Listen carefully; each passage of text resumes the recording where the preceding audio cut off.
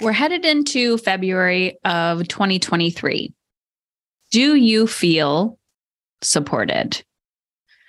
Being emotionally uncomfortable is part of the process of growth, whether it's in your personal life or your professional life, which is why I've opened my doors.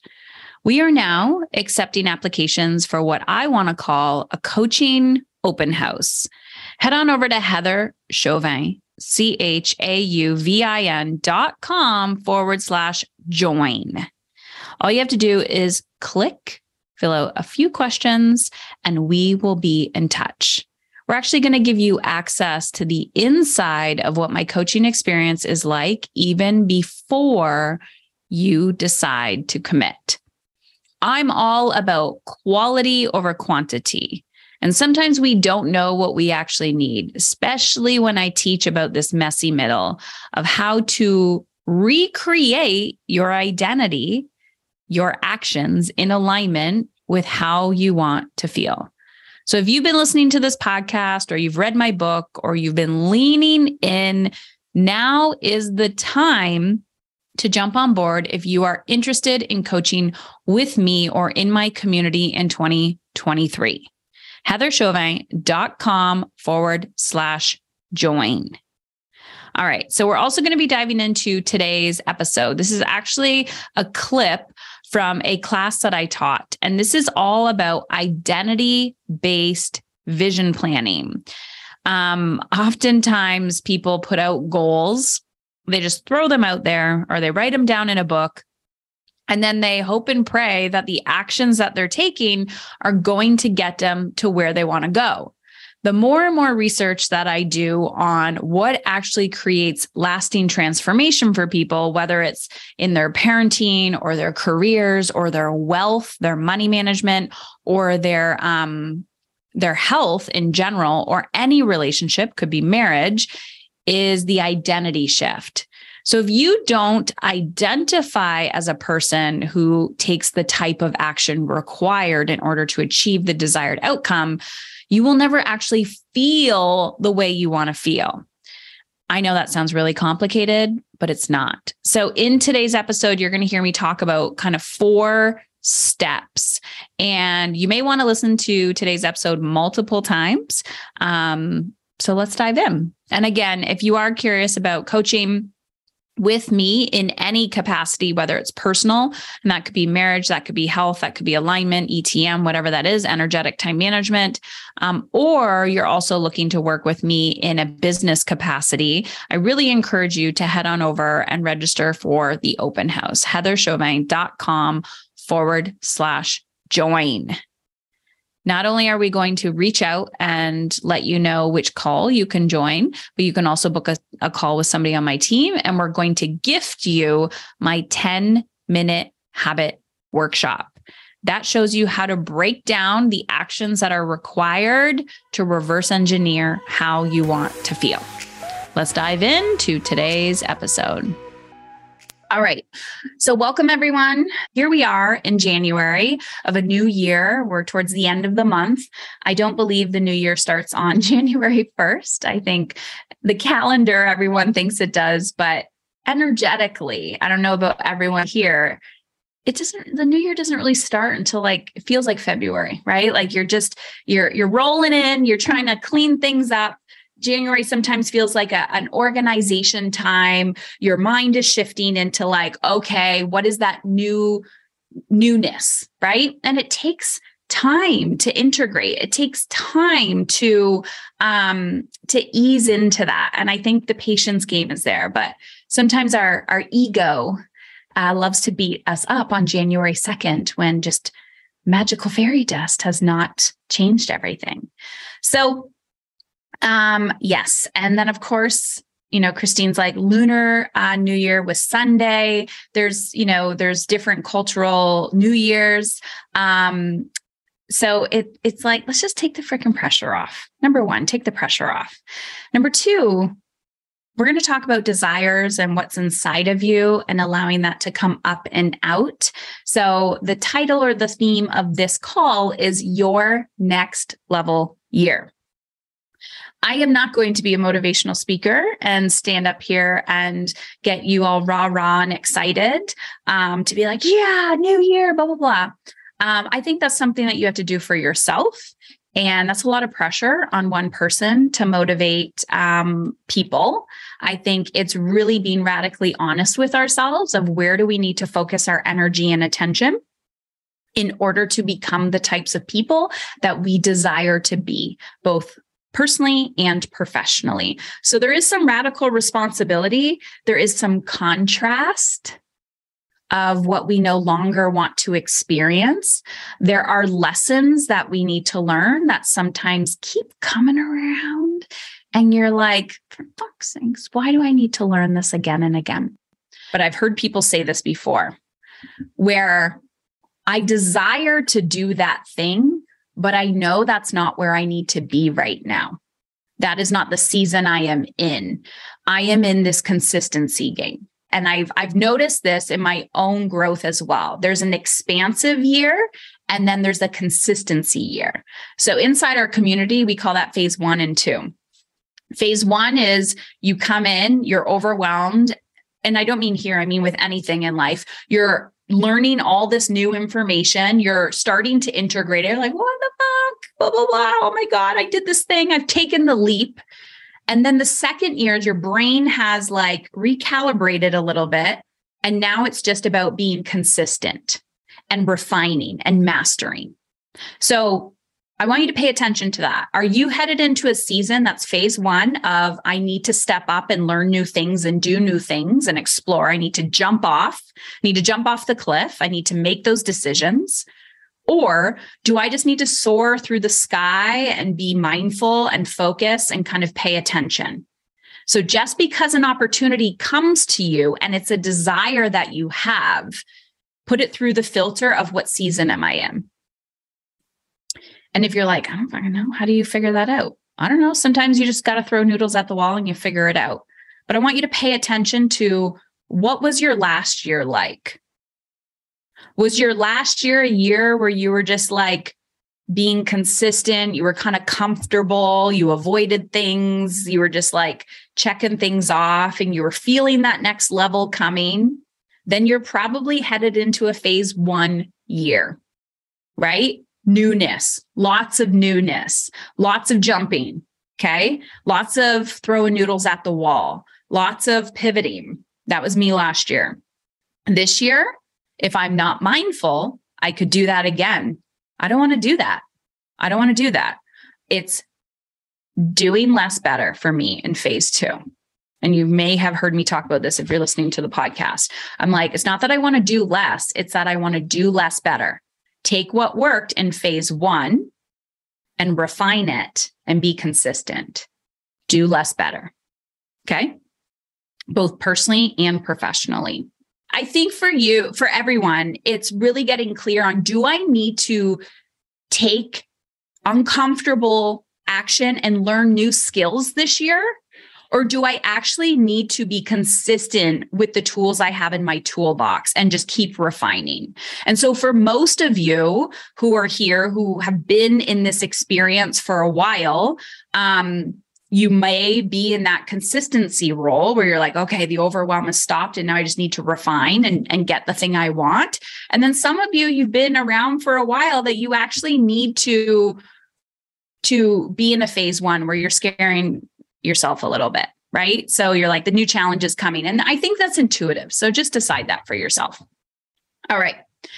I think phase 2 can still involve tons of risk and growth, just more consistently, 100%.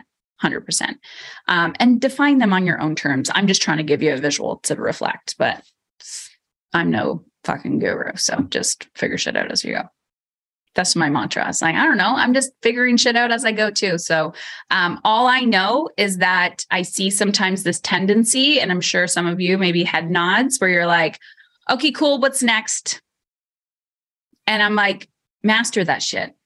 Well, no, that's uncomfortable. That's boring. Yeah, that is your edge, is to sit with the boredom and sit with your feelings that you're avoiding of why you have shiny object syndrome and you're trying to add something else to your plate. So I think the conclusion here is you actually know what you need to do. Okay. So it's not about, I hear people say this all the time. I know what I need to do. I'm just not doing it. No shit, Sherlock. We all know what we need to do. Like, you are wise, intelligent, smart people. I know what I need to do, right? So sometimes I know what I need to do, and sometimes I don't know what I don't know. So let's pretend I was in a phase 1 and I acquired all this information and I had somebody to help me with all those things. And I was like, okay, now I actually know what I need to do in order to become that type of person. Now I'm moving into a consistency game. Now I might need the same type of support or a different type of support, which might actually be accountability and check-ins and making myself a little emotionally uncomfortable and pushing my edge, right? So I may have a friend that comes to my house or a workout buddy that's like, I'm expecting you to show up, right? I may have a personal trainer. I may have somebody who's helping me like meal prep. Like, there's just so many things that you can put yourself in that emotionally uncomfortable container of space if you need that accountability. So it's okay to have support. But that has nothing to do with who Felton needs to become, the identity that she needs to become aware of in order to even implement those things. And I think people stop there and they're like, I just need a plan.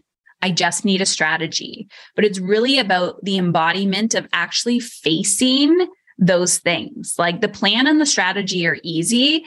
It's how do you manage your resistance when you don't want to be consistent, right? How do you manage those thoughts when they get really, really loud? How do you sit with your emotional discomfort when you know what boundary you need to hold, and now that boundary is being actually challenged and you have to implement it? How do you face your unworthiness?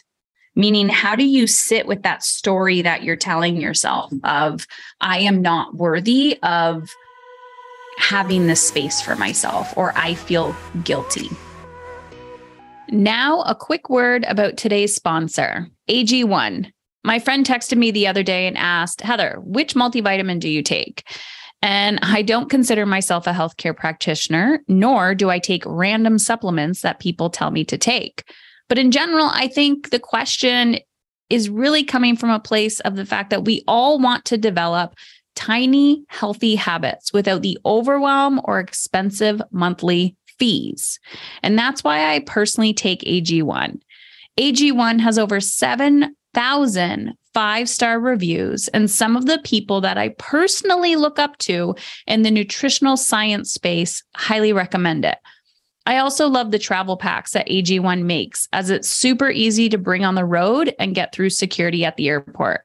It's one of those simple daily habits you can take with you, which surprisingly has allowed me to feel more grounded as well.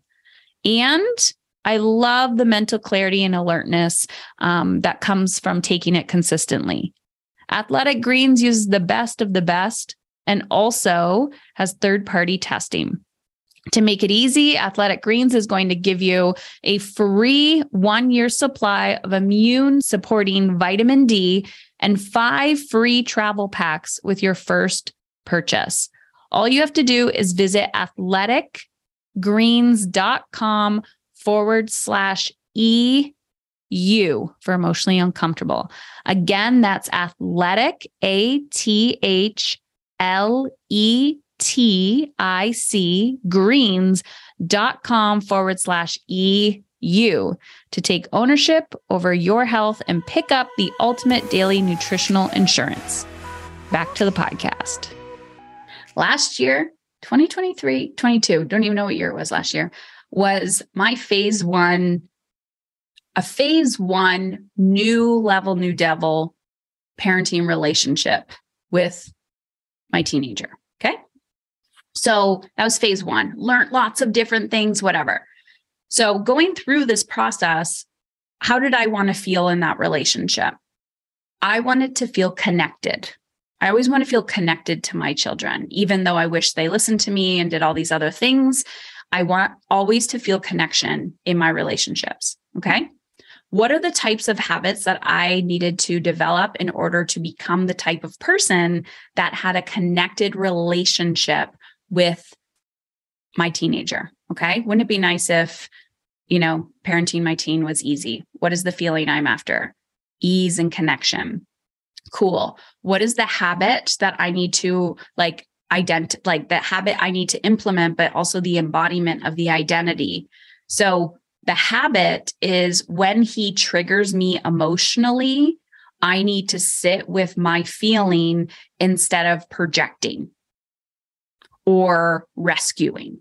I need to sit with my feeling before I react, essentially. That's the emotional habit that I need to implement. That's the physical action I need to take, is walk away. Sit with yourself before you react. Okay. And then respond with love and boundaries and compassion in alignment with how I want to feel, which is connection. So in a situation where I have a child having a tantrum, right?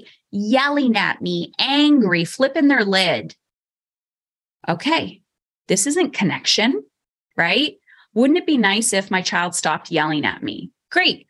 But what do I have control over? My behavior. So the habit is I can see they're frustrated. Instead of reacting and punishing and disciplining and saying, you ungrateful, I'm going to sit and not react. And then I will come back and respond, not avoid. That's my habit. I embody the identity of somebody who doesn't numb her feelings, doesn't run away from the situation, doesn't blame other people for how I feel. And I'm constantly what I would call running into the fire, the emotional fire, and trying to tap into what is this lesson here? So then I'm going to lean in and say, hey, I know yesterday you were incredibly frustrated and you just puked and shit all over me. That's not okay. I'm not going to be your punching bag. I can see you're frustrated and we have to come up with a strategy of maybe you could say, Mom, I need a walk, and you can go for a walk, or you can go in the garage and punch something, but I'm not going to be your emotional punching bag. That's exhausting. And we just can't keep doing this. I will be your person for you. You can talk. You just can't project your anger onto me. Anger's not bad, but we got to get it out in a different way. What happened yesterday? Do you see how the identity and the habit that I'm the type of person where I re-enter the conversation when the child is calm, and I'm doing it in a way that's I see you, but I'm still holding a boundary and I'm trying to create connection. Now the child comes back and says, I don't know, I was having a bad day yesterday. Cool. I'm here when you want to talk, but you cannot talk to me like that again. It's going to take multiple times for me to hold this boundary in order for him to open up and actually communicate what's going on. And then if we're still both stuck and I'm what the fuck? You keep shitting all over me. I want to feel connected. So now I'm becoming the type of person that's creating a deeper connection with my child. And I'm going, okay, this thing isn't working. So guess what? We're going for a car ride and I'm going to trap you in the car until you talk to me. I'll pay you. I'll give you gas money to just tell me your goddamn feelings. What is going on? I'm going to constantly try to create connection, not naggy, but I'm going to keep tapping in because I am becoming the type of person. Wouldn't it be nice if? Okay. What are the habits? And when I think of habits, I think of actions, emotional habits, physical habits, right? So some of it we can see. How many of you have ever changed something? Someone's you're different. But they couldn't see you doing anything on the outside, but you were doing something on the inside, right?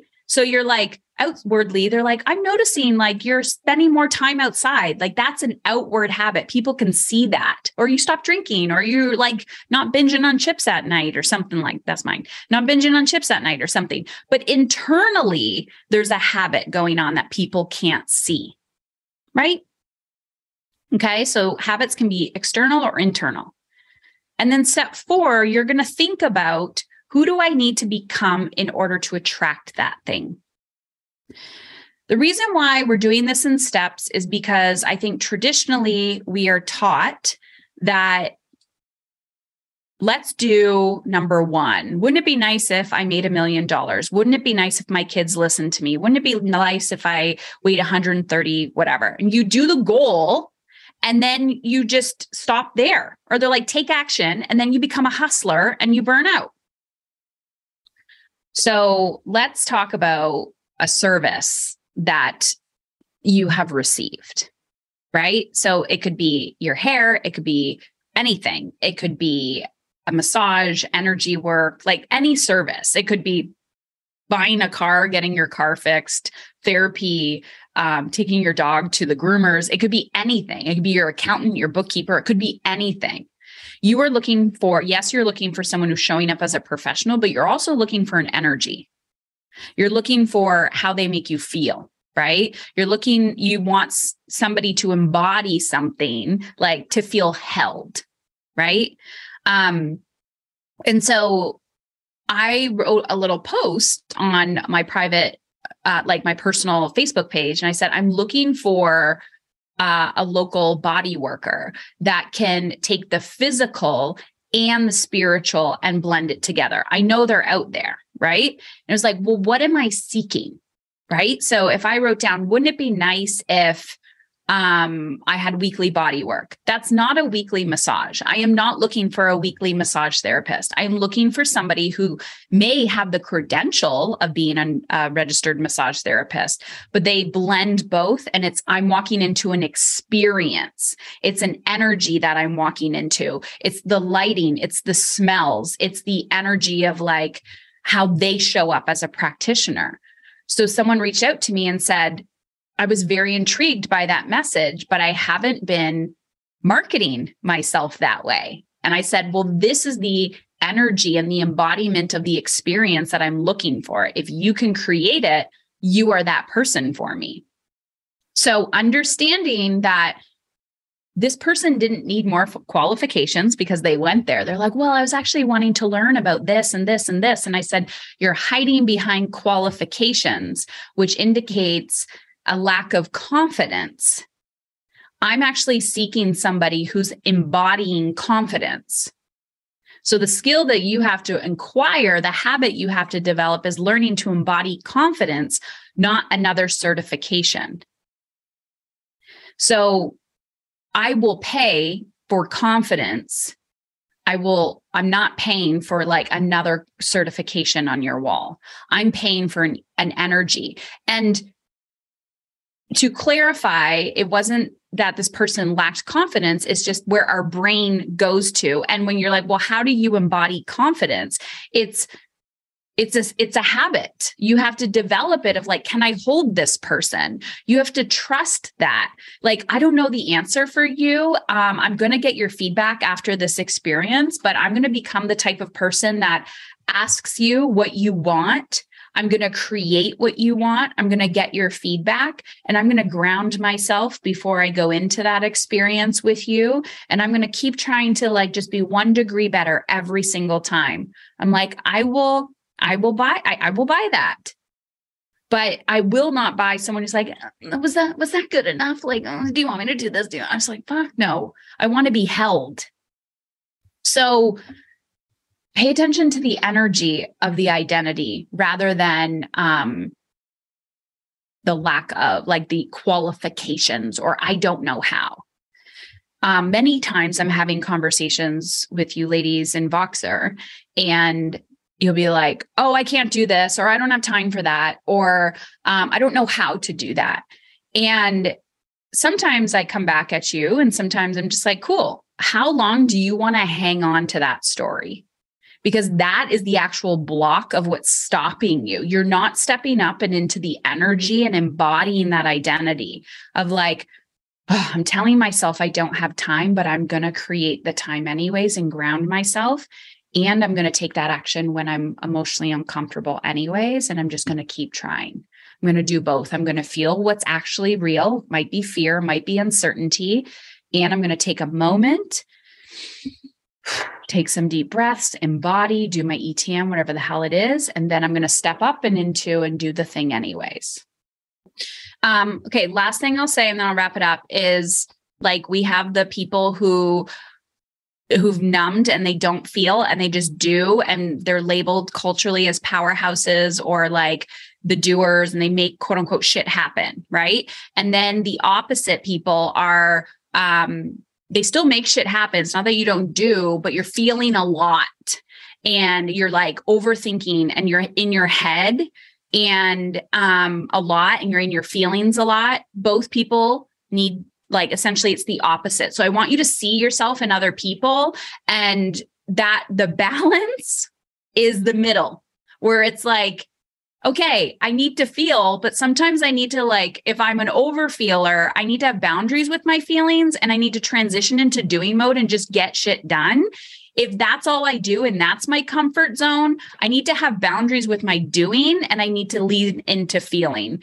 And so that's what I do with myself, where I'm just like, wow, I've been in it. So now I'm just transitioning into that doing energy, and I'm like, get shit done. And then sometimes I'm like, ooh, I'm getting fatigued. And it's like, well, just push a little bit more, get things done. And then you can lean into taking an extra rest or doing whatever. But then sometimes I take quote unquote too much rest, right? And then culturally, everyone tells us, oh, you need to rest. You need to net rest. And I was like, no, I need to fucking take action. Don't tell me what to do. I know what I need. Because then you take too much rest and then you get restless, and then sometimes you get anxious because you're not doing, you're like, shit's piling up now. So that's when you need to know you need to transition the energy, and nobody can teach you this. It's intuitive. Like, you need to understand, like, when to push, when to back off. And that's the feeling part, when you're tuning in and asking yourself how you want to feel. So that's all I got for you. All right. Have a beautiful day. Go share this with the world. If you have like don't try to fix or control anybody, but if you just like secretly want to like share this with your partner or an older child or somebody else, like pretend that you're showing them what you learned and then just secretly brainwash people. But I always encourage you to utilize these tools for the people that you love in your life. But again, we can't fix or control, but sometimes I just like accidentally play a podcast out loud and be like, oh, I'm so sorry you didn't hear that. Oh yeah, you want to listen? Here's the link. So you just secretly brainwash people, and that's okay. So go be you. Before I started this program, I was feeling quite overwhelmed. Full-time job, mother of 2 children, wife. I felt like I had so many different hats that I had to wear, and there was just never enough time to do them all. And taking care of myself was squeezed in there maybe once every other week. And I always felt guilty about that. And I did understand, I could hear what people were saying, that, you got to put the oxygen mask on yourself first before helping others. But I just couldn't see myself doing that. I didn't know how I could really do that without feeling guilty. What makes Heather unique is her ability to just cut through all the bullshit, and she's able to center it back on actionable steps that you can take to improve your situation. What message I would give is that I'm worth it. I'm worth the investment in myself to make myself a better person so other people can enjoy me more and I can enjoy myself more. So I've got the oxygen mask on so that I can help others with their oxygen as well, and they can live their happy lives. Change is possible if you're willing to do the work and willing to stick with it. Having the community of other women that are going on this journey has been fantastic. It's nice to be able to have that to look forward to, have a little gem of information or a quote that you may just really connect with, and to see how other women are struggling through these hard topics, but they're getting to the other side. And it's just, you get to see example after example of people having these breakthroughs, and they're just ordinary women like I am, and they're making it happen. So it's really motivational to have that group. It's just fantastic and very enriching to the whole program.